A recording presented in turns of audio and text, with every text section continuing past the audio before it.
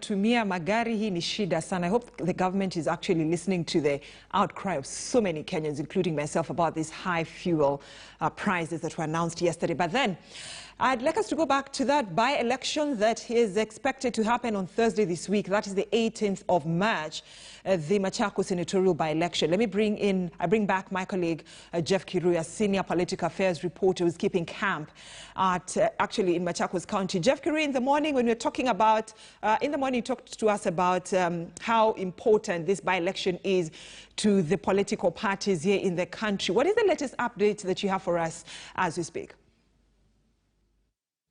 Well, indeed, Brenda, earlier on I talked about the importance of this by-election in terms of national politics and the national outlook, not just about the Machakos by-election, but rather about the next general election that is just months away. And to put that into perspective is the Deputy Minority Whip in the National Assembly and Kathiani Member of Parliament, Robert Mbui, who is actually going to paint to us that picture in terms of what are the stakes in this particular by-election.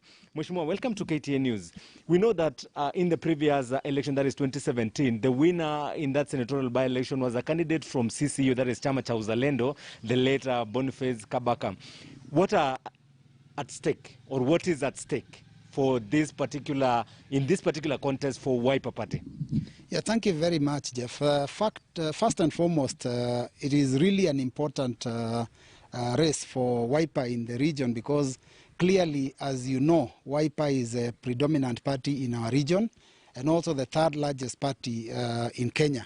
And within our region, we not only do we control majority of members of parliament, but if you go to Kitui, Makueni, and Machakos, we are actually the majority party. So, in fact, the majority party leader in all the county assemblies is Wiper. So, we want to first and foremost stamp our authority in our region. We want to confirm to Kenyans that Wiper is a party in our region. And secondly, of course, you are aware that the general elections are just around the corner. And we also have to portray to every Kenyan that we have a candidate who is able to deliver in his backyard. So generally, it is really high stakes for us now. And we are not leaving anything to chance. We are making sure that we deliver this seat. We have an excellent candidate, a candidate who has already proven herself over the years. She has all it takes to be a leader. She's been a pastor on radio. She's also been doing a lot of activities, with the people, and she's also been preaching all over the place. She was a candidate in 2017. By that time, she vied under a Jubilee party ticket. And you see, Jubilee already was already a non-starter in our region. So that is why it was difficult for her. But she managed to get over 90,000 votes in a region which was completely hostile to Jubilee. Let me say this honestly, that actually Agnes Kavindua, candidate, got more votes than Uhuru Kenyatta for the party. And that means that she was doing very well for a Jubilee candidate to get that kind of votes. So we are convinced that we have the right candidate. We are convinced that we will deliver this seat. We are convinced that Kenyans will know that this region of Ukambani has one leader, not Mutua, not Mudhama, not Professor Kibwana, but Kalonzo Musyoka. Of course, there is the sacred alliance between ANC party leader Musalia Mudavadi, Ford Kenya, Moses Wetangula, KANU chairman Gideon Moi, and now Kalonzo Musyoka in Wiper. They have delivered Kabuchai and Matungu. Is it pressure on Kalonzo Musyoka to deliver this? Jeff, let me say, in fact, when they delivered Kabuchai and Matungu, we were also in the ballot because we had a candidate in Kitise Madhuki ward in Makueni County.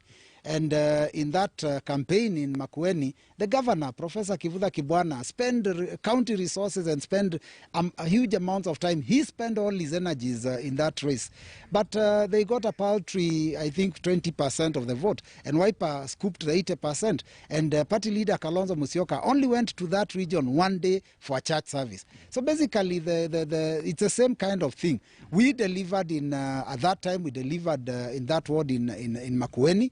And yes, you are right, there could be a little bit of pressure, but we are not feeling it because we are confident we have the right candidate. So on 18th, we are just going to confirm that Machakos is firmly behind Kalonzo Musyoka and firmly behind this Sacred Alliance. And we know where we are headed as a nation. And that Sacred Alliance is giving us a new direction. And it's a breath of fresh air. So basically, we want them to know that Kalonzo Musyoka has his people firmly behind him. Of course, I'll be engaging you more, but right now we have to take a short break before we come back to the Machakos, of course, in Leo Mashinani, all the way from 11 to 1 p.m. But we'll be focusing on the Machakos by-election and what is at stake for this particular by-election ahead of next year's general election in 2022. Thank you so much. That cue you've given us means I need to change languages, and Lofty Matambo is already in studio just to bring us Leo Mashinani news in a Swahili language in the only best way that we can. My name is Brenda Zadaradido. Thank you so much for watching. To the men and the women behind the scene who make News Center success, God bless. Enjoy the rest of your viewing. See you tomorrow, God willing.